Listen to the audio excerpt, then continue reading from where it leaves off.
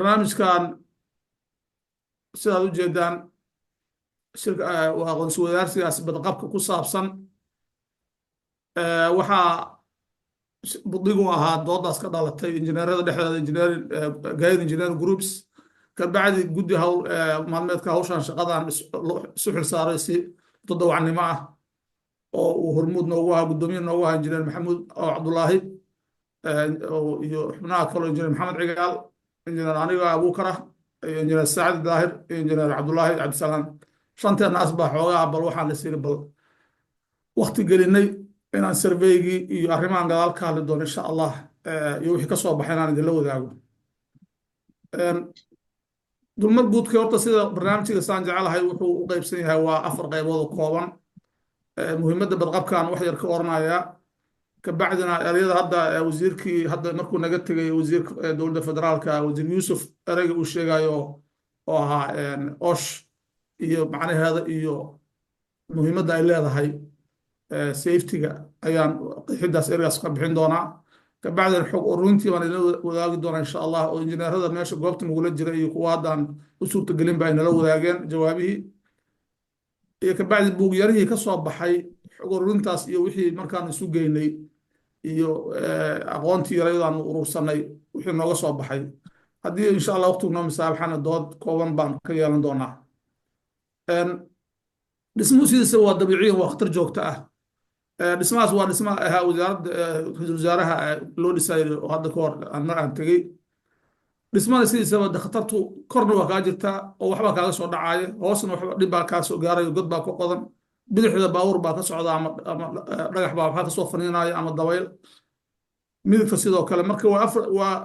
jihooyinka dhan macnaha wax kaaga imaanaya waa wax marka dhibaato mar walba waa wax iska dabiiciya in haba yaraatee wax ka dhici karaan shaqaalaha meesha ka shaqeeyana badqabkooda waa muhiim dhibaatooyinkaas marka ka dhashtana shaqalkaasna aad bay runtii u baaxid badan yihiin mid dhaqaalaa imaanaysa oo waxay meesha hawshaa maalinta istaagto iyo dhibaatada ka timaada dadka maxaan ku rahdaa ku naafooba oo bulshada wax kasoo gaaraan dhaawac kasoo gaaro ama dhimasho kasoo gaarto sumcad xumo kalaa jirta oo ama wadankaa kasoo gaarto ama shirkadada wax dhisa iyo midda hadda wasiirka uu ka sharqamiyo oo ahayd xataa ilo oo kale iyo ama deeqbixiyaasha sida world bank oo kale iyo waxay ku xiraan hadday jirto dhibaato kasoo gaarto waayo ayaga inay sumcaddooda baaxta ku halaabaysa marka waxay noqoto shuruudo ay ku xiraan safety-ga oo ayadana muhiim noqotay tirkob aqoon oosta waa saa ujeedaan sourciga badanaba waa operational safety and health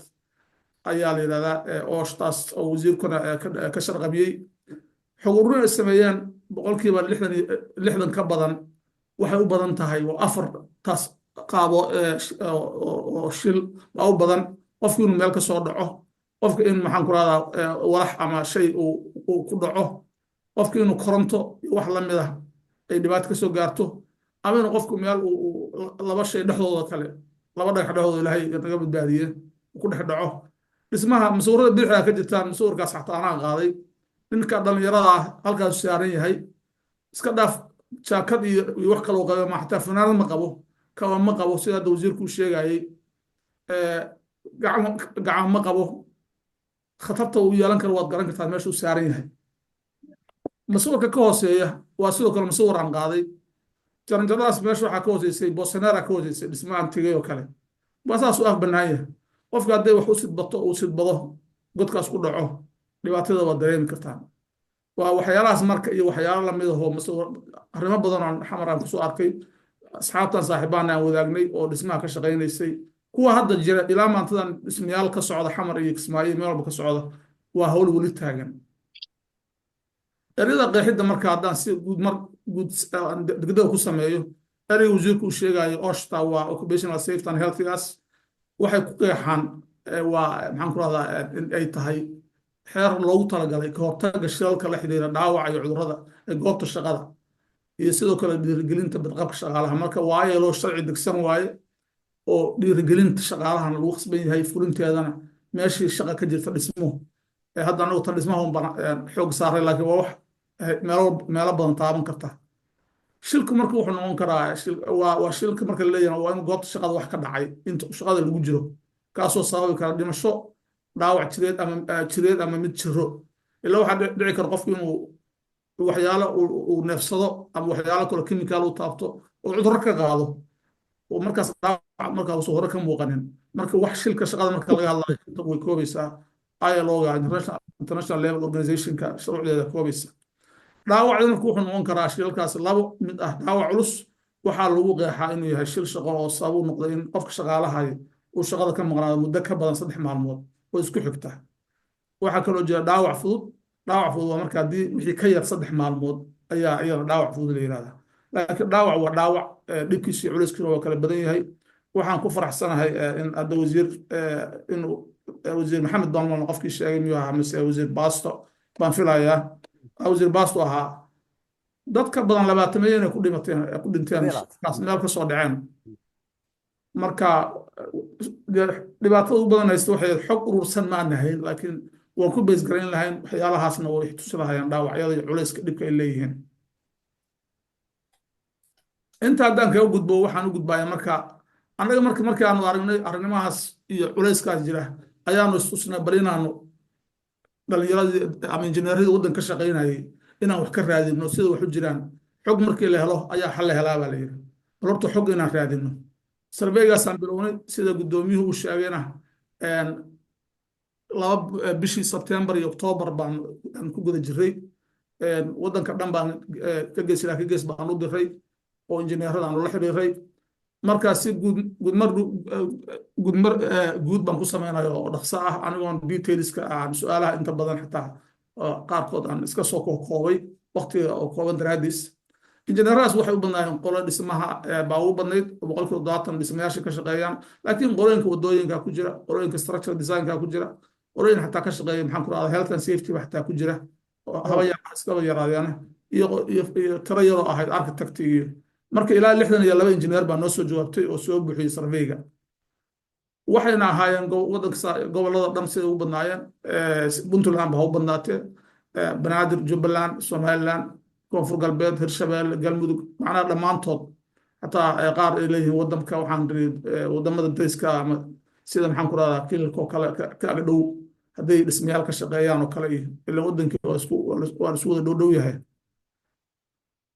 dhibaatada marka waxay sheegeen in ka badan maxaan ku rahdaa 55% waxaan isleeyahay 35 waxay yidhahdeen aad bay u sarreysaa ilaa maxaan ku rahdaa 30 ku dhowaadna waxay yidhahdeen ilaa xad waa la dareemi karaa marka dhibaatadu 55% ka badan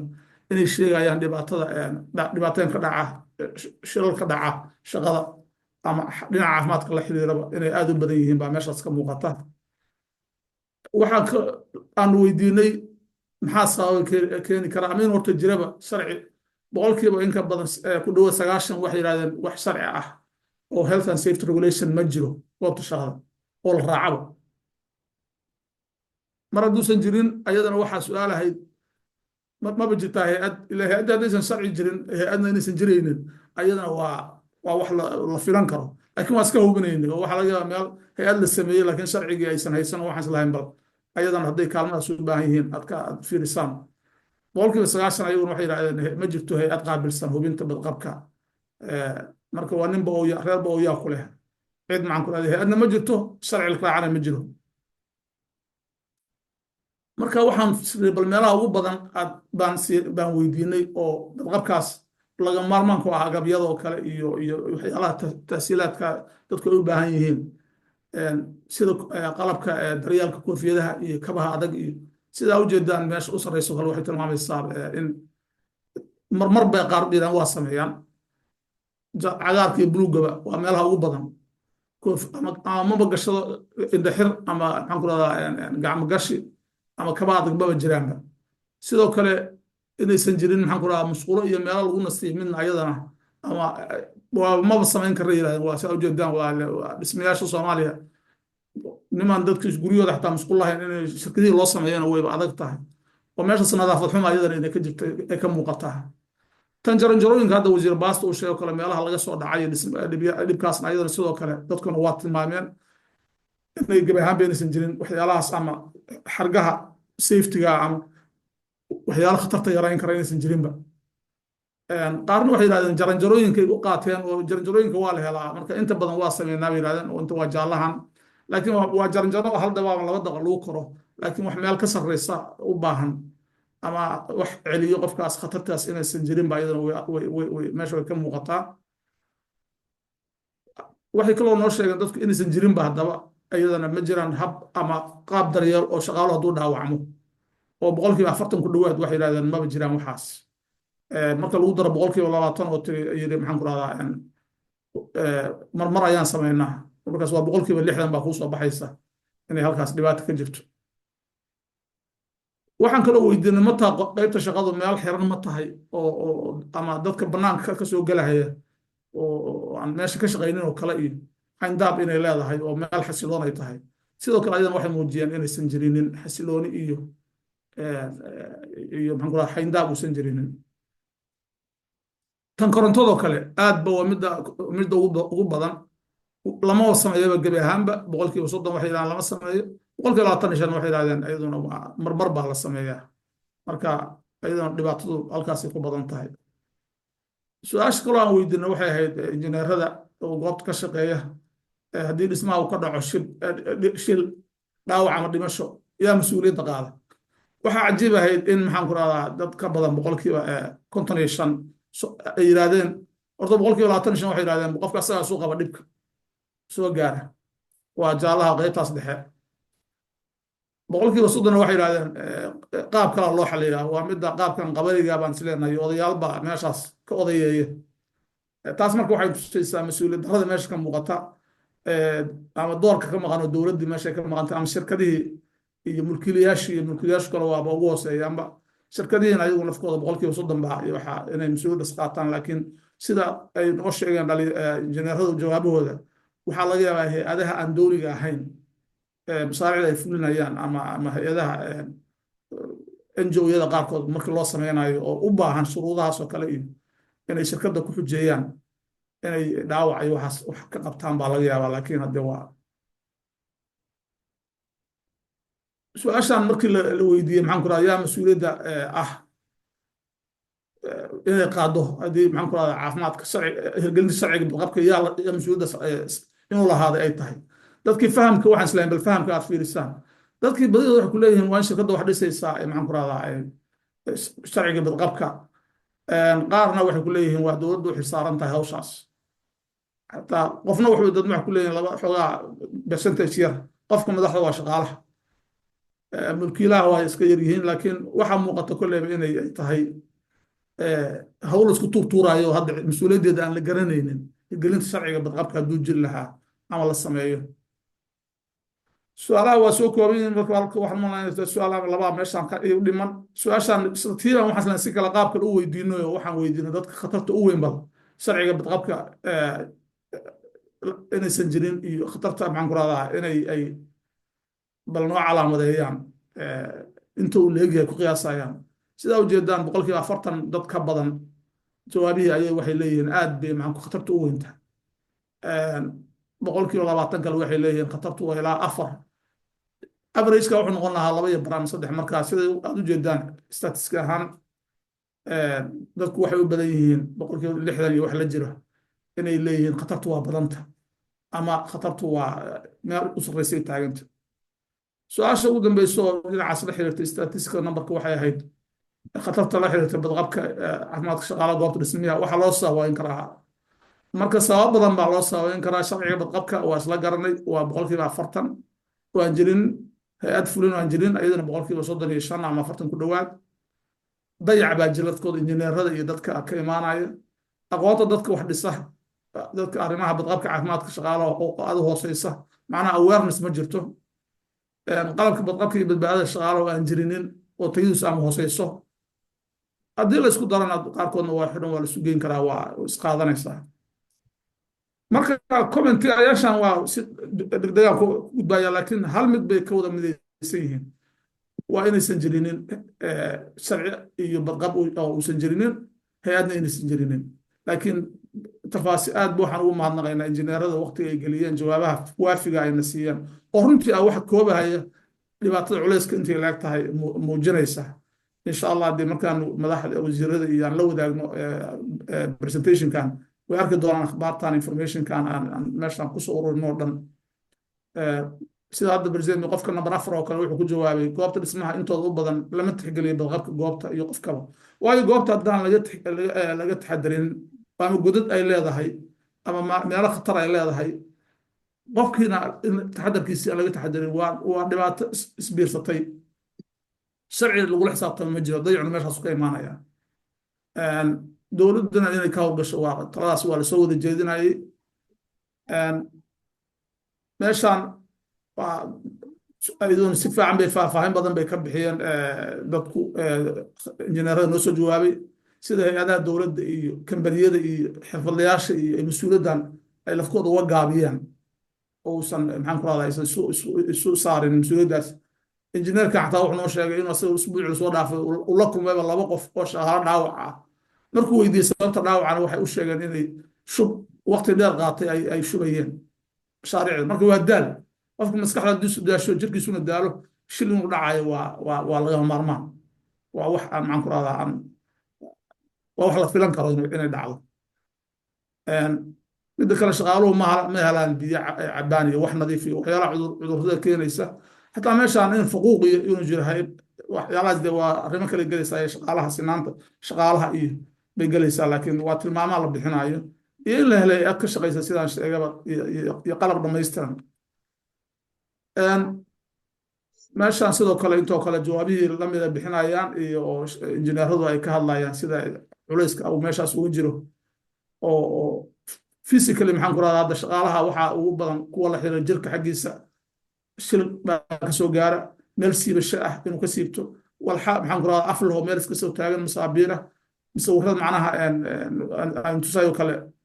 qaarkoodna aan tusi doono meel anugu aan tegey waxaa ujeedaa masaabiirta iyo looxyada iyo wax yaalla waa wax dhibka keeni kara oo maxaan ku rahdaa rinjigoo kale guryaha lagu samaynayo sun baa ka imaanaysa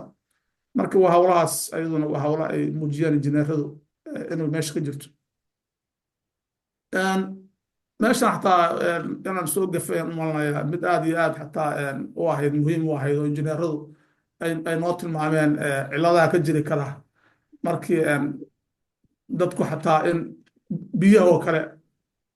loogu daro waxyaala aan ama daraagis samayn kara inuusan qofkii daalinin xataa qaarkood ay ka maxaan ku rahdaa ay meesha ku tilmaameen oo wax aad iyo aad runtii looga xumaado ah dhibkaas kale hadduu jiro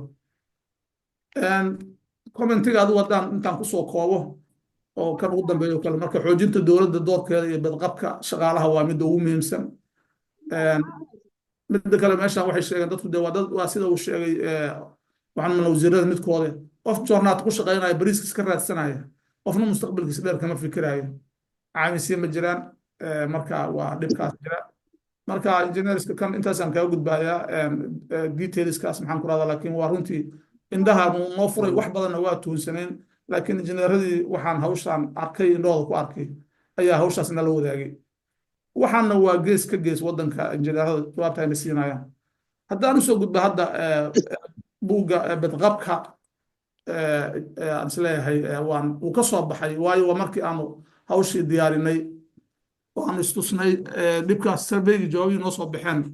ayaanu markaa wax ku dhaqaaqnay bal inaan raadino buwaagta adduunyada laga isticmaalo safety ugu fiican ama uguna kooban annaguna is leenahay waa lagu cabiri karaa ama waa lagu dabaqi karaa ama wuxuu noqon karaa marka buugyarahaas ayaanu ka diyaarinay injineeradaas annagoo ah guddigaas markaa isu xilqaamay oo 4 injineer oo injineer maxamuud injineer cigaal aniga sacad iyo injineer cabdullaahi waa buugyarahaas yarkaa kooban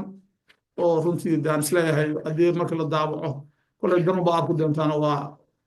8 page keliya oo marka booklet ahaan laga dhigo uu kooban yahay waa musawiradiisii wax walbuu wataa insha allah waan midkaan isleeyahay waad la wadaagi doontaan wasiirada iyo hay-adaha u xil saaran isagaan marka si sahlan oo dhaqso ah u dul maraya waxaana ka afaf dhiganaynaa maadaama dee xeerar adduunyada iyo wax ethical jiraan buuggan waa turjumaadana waan samaynay oo aan haba yarata wax ganacsi iyo xayeysiin gooniya midna la xiriirin waxaan kaloo adkaynaynaa annaguna aan runtii aan ku dadaalay inaan waxna ku darin waxna ka dhimin waxaan samaynay waa turjumaad wax fikirkaygaana kumaana darin wax fikirkaygaana kamaana reebin taas waxay ilaalinaysa xuquuqda buugga aan turjunay oo ethical ah inaan ilaalino ayaanu ku dadaalnay marka aqoontayda intayna la gaartay turjumaaddii ayaan idinla wadaagayaa 7 qaybood buu buugga ka kooban yahay oo yar yar ah kooban waa hordhac guud oo ka hadlaya badqabkaas qodobada asalka u ah maxaan ku rahdaa badqabka goobta dhismaha iyo haddii shil dhaco degdeg sida looga falqaadashada shilalka ereyada runteedu aad baan uga faa'iidnay oo waxyaalo badan oo dad badan oo qurbaha waddanka muddo kusoo maraana waan ahayn ereyada xataa dhismaha iyo inaan dib ugu laabano injineeradii ay nala saxaan waa mahadsan yihiin ay noo sheegeen qaar badan weli waa naga maqan yihiin oo hadda habeen walbaan isweydiinaa warkaas maxaa soomaali lagu yidhahdaa waayo talyaani wax ku baranay waddamo ingiriisna waa nimid soomaalina wax waa lagu dhisaa marka wixii baan xoogaa lafkeen weli waxaan ku jiraa inaan ereyo badan aan iska saxno I hope marka waxaan rajaynaynaa in kollaba ereyadu meelaha kala duwan hadba laga isticmaalo haddii dhacdo in erey uu dhinac ku adkaado inaan dhinac kale si kale ugu fudud yahay shubceliska iyo jawharadda iyo sakhaaradda iyo waa qaybta markaa ayadan xusaysa qalabka wax lagu dhisaayey meesha lagu istaagayey qalabka wax lagu qaado sida maxaan ku rahdaa baabuurta iyo mishiinada lagu shaqeynayo iyo korontada midda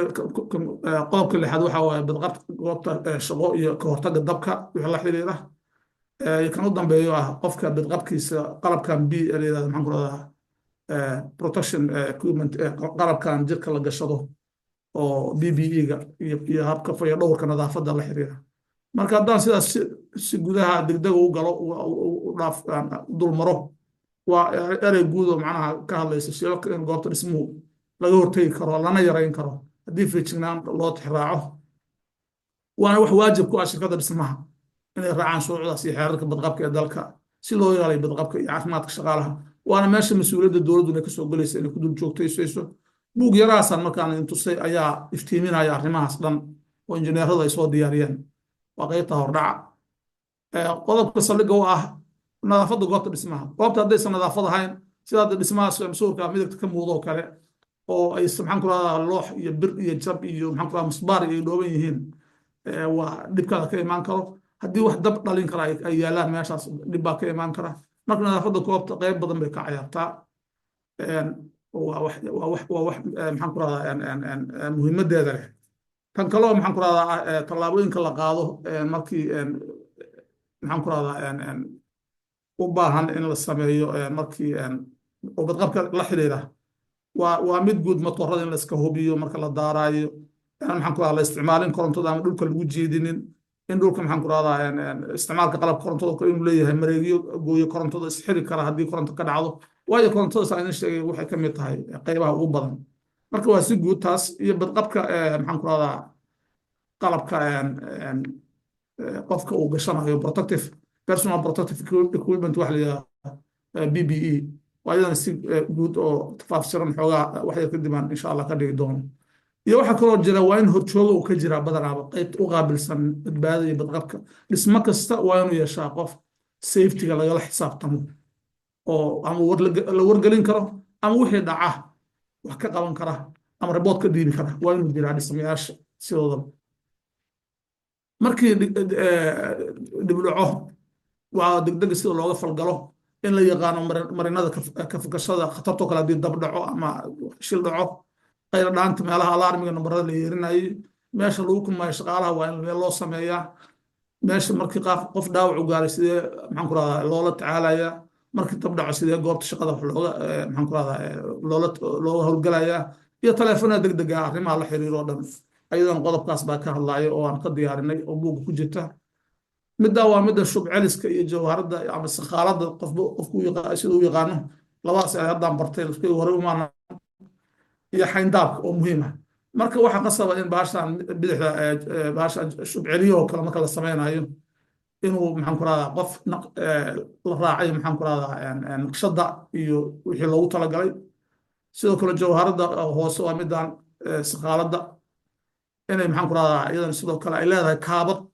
meel lagu istaago waa aragnaa dar musawiradaas aan tusay ama qaarkood aan tegey tuubooyinka geesaha jira waa qofku ku taagan yahay shaqaalaha ahaa isagoo culays sida tuubadaas culayska inay la jabtaa laga yaabaa inay u simbir xitaa laga yaabaa waa in kaabad loo yeelaa uu qofku uu ku istaagi karo shaqaalaha ama platform oo qofka badbaadadiisa keeni karta. Meelaha laga shaqeynayo waa in xayndaab loo sameeyaa oo maxaan ku rahdaa godadka iyo meelaha sida si aan loogu dhicinin. Tan jaranjarada waa in maxaan ku rahdaa way badan yihiin shuruudaha jaranjarada la xiriira laakiin mid walba waxaan ka soo qaatay hal qodob waayo buugga dhan wax la koobi kara maaha marka hal eragaan ka soo qaatay waan is leeyahay illustration ha u noqoto ha noo noqdo inaan la isticmaalin fursad laan bir ah markii oo markaas ay ka dhowdahay meel koronto iyo waxaas la mid ah. qaybta shanaad waa korontada waa qalabka wax lagu qaada oo dhinacana ka muuqda in maxaan ku rahdaa barzeel markii mashiinka wax lagu qaadayo kale inaan mashiin culaysida aan la hoos marin waayo korkaas oo kusoo dhici karaa inaan wiishashka la adeegsan ilaa maxaan ku rahdaa la hubiyo badqabkooda oo si qof fasaxin maxaan ku rahdaa xirfadla ah. meeshan waxaad ka arki kartaan baashan lagu qaada ama lagu riixo kale waa in iyadoon qoftaa baran oo mashiinkan ku shaqeeya. cadaadiyahan brasharka waa sidoo kale asigoo wuxuu leeyahay waayaro iyo fiilooyin isku xiran oo dhib ka imaan karo. korontada saan sheegay waa midda ugu badan oo ciladu ka timaado marka ayadana in taxadarkeeda loo muujiyo. qodobka lixaad waa marka godadkaas la qodayo iyo meesha marka inta la hubinayo waxaan filaya inay number 4 godad inta la qoday ciiddii kusoo duntay ma aysan jirin maxaan ku rahdaa dhinacyada wax celinayay carradaas oo 2 qof baan filaya beriga inay qof dad inay ku dhinteen baan filaya dhaawacyana ka yimaadeen. midda kale meesha hadduusan aysan lahayn xayndaab iyo meelo dadku hoos maraan dadka caadigaabaa qaarkood xataa waxaa arkaysaa masuure meel dad lagu hoos gadanaya ama dad meesha hoos sheekaysanaya waxbaa kusoo dhici kara dabayl duulaysaa maxaan ku rahdaa dhismayaashan u geysan karta. marka waa in la helaa inay jirtaan maxaan ku rahdaa dadka dadweynaha in ay loo sameeyo taxadar loo muujiyo fiiro gaar ah ilaa dadku meel dhismaa inuu kasoo wada socdo ma wadooga. tan alxanka waa midda dhibaato u badan ayadana ka dhacdo waa in qofka da'diisu ay tahay 18 jir laakiin haddii qofkii baahi ay jirto waxaa laga yaabaa dhalinyaro yaran inay ka shaqayso marka waa inay jirtaa shuruucdaas oo kale oo iyadana hubinaysa qofkii inuu aqoontina leeyahay da'deedana gaarsiisan yahay dabdamiskii oo kale inuu jiro oo diyaar ah haddii meesha wax ka dhacaan. dabdamiskan ciladiisa waxaan ogaa xamal markaan tagayo 2 sano ka hor shirka wasaaradda waxbarashada marka la furaayo teendhadii dabka nagu kacay oo la waayey dabdamiska ilaa 2 nin oo mar dambe yimaadeen kenyaati oo baalka dhabar ku wato bustayaal waxyaalaha waxay ka mid tahay runtii aan aad iyo aad waddankeen wax laga xishooday tahay in la waayo dabdamisyo meelaha dhismaha ama meelo badbaadada lagu shiraayo aysan lahayn. masawirkan u dambeeya waa ninkaas horjoogaha oo mar walba in la helo qaabilsan safety-ga. qodobka u dambeeya waa qodobkan qofka badqabkiisa iyo fiidhowrka saan idin sheegay koofiyadda dhagaha indhaha kan la gashado kan gacmaha la gashado xargaha meelaha dhaadheer lagu koro oo maxaan ku rahdaa soo dhicitaanka ka ilaaliya kabaha buudka ah dharka loogu talagalay okiyaalasha visibility baalkan jaakadan qofku inuu dhismo ka shaqeeyo meel duur baan ka shaqayn jiray waxaan xusuustaa in laygu khasbay la yiri waan nin madow baa tahay laguma arki karo mugdigaaga marka waa inaad khasabtaa ummadda kalena la yiri ma gashan kartaa laakiin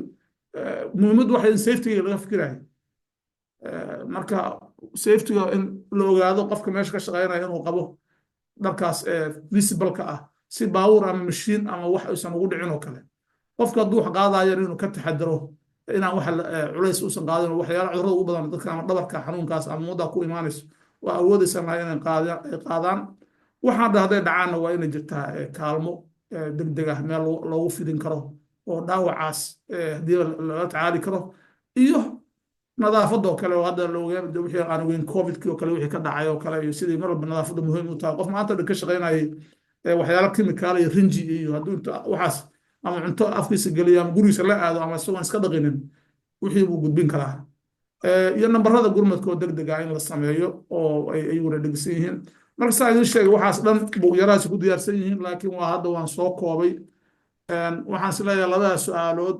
oo doodaas wadaaga haddii aan marka injineer maxamuud waqti haddii loo helo kolley intaan hal isha la marsho aan ra'yi ka dhiibano wixii kaloo ra'yigana kolley la ururiyo bal sidii loo hirgelin lahaa sharciga badqabka shaqaalaha goobta dhismaha iyo doorka ay ku leeyihiin daneeyayaashaas dhismaha sida hay-adaha dowladda, mulkiilayaasha, shirkadaha dhismaha, injineerada, xirfadleyda dhismaha, iyo dowladdaba,